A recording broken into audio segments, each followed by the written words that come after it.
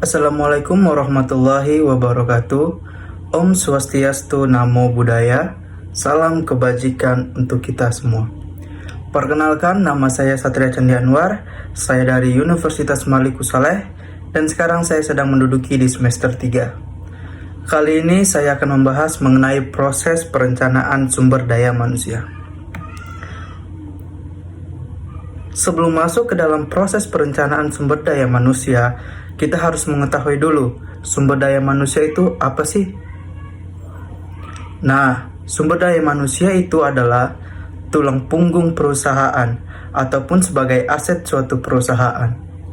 Nah, tanpa sumber daya manusia, semua tugas dan pelayanan perusahaan kepada supplier maupun pelanggan akan terhenti. Lalu, perencanaan sumber daya manusia itu apa sih sebenarnya? Nah, perencanaan sumber daya manusia berarti mengestimasi secara sistematik permintaan atau kebutuhan dan suplai tenaga kerja organisasi di waktu yang akan datang. Terus, kenapa harus ada perencanaan? Karena perencanaan membantu untuk mengurangi ketidakpastian di waktu yang akan datang. Dan oleh karena itu, memungkinkan para pengambil keputusan untuk menggunakan sumber-sumber daya mereka yang terbatas secara paling efisien dan efektif. Nah, sekarang kita akan memasuki proses perencanaan sumber daya manusia. Proses perencanaan sumber daya manusia itu meliputi beberapa hal, antara lain yang pertama yaitu meramalkan kebutuhan sumber daya manusia yang akan datang. Dasar untuk meramalkan sumber daya manusia yaitu permintaan terhadap barang atau jasa yang dihasilkan oleh organisasi. Ramalan sumber daya manusia ditentukan oleh kegiatan produksi. Kegiatan produksi ditentukan oleh permintaan barang atau jasa. Dengan demikian, dapat disimpulkan bahwa permintaan barang ataupun jasa berbanding lurus dengan permintaan tenaga kerja. Untuk mengetahui sumber daya manusia yang dibutuhkan, Departemen Sumber Daya Manusia perlu melihat secara komplit kondisi perusahaan pada saat itu, serta perencanaan dari setiap kegiatan yang ada di perusahaan, seperti perencanaan keuangan, pemasaran, dan operasi. Proses yang kedua adalah proyeksi persediaan sumber daya manusia yang akan datang.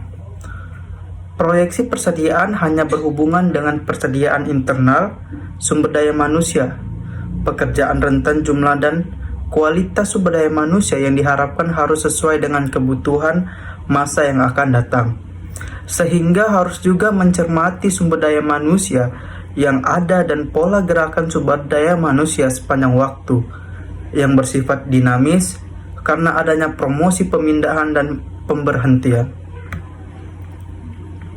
Nah, untuk proses yang ketiga adalah membandingkan kebutuhan yang diramalkan dengan persediaan. Proses ini bertujuan untuk menentukan kebutuhan karyawan itu. Artinya, karyawan yang memang sungguh-sungguh dibutuhkan pada tiap-tiap jabatan perusahaan atau untuk perusahaan secara keseluruhan. Dari hasil membandingkan ini didapat ada 3 kemungkinan, yaitu yang pertama, permintaan sama dengan penambahan, sehingga dalam kondisi ini tidak ada kegiatan penambahan ataupun pengurangan sumber daya manusia. Kemudian yang kedua, terjadinya kekurangan sumber daya manusia. Pada kondisi ini diperlukan strategi untuk memenuhi kekurangan tersebut. Dan kemungkinan yang ketiga adalah kelebihan sumber daya manusia. Kondisi ini juga memerlukan strategi untuk mengurangi kelebihan sumber daya manusia tersebut. Nah, kita masuk ke proses selanjutnya, yaitu proses keempat adalah merencanakan kebijakan dan program untuk pemenuhan kebutuhan sumber daya manusia. Dan proses yang kelima yaitu menilai keefektifan perencanaan sumber daya manusia serta mengontrol dan memonitori dan serta mendapatkan feedback yang sudah kita berikan dan implementasikan kepada mereka.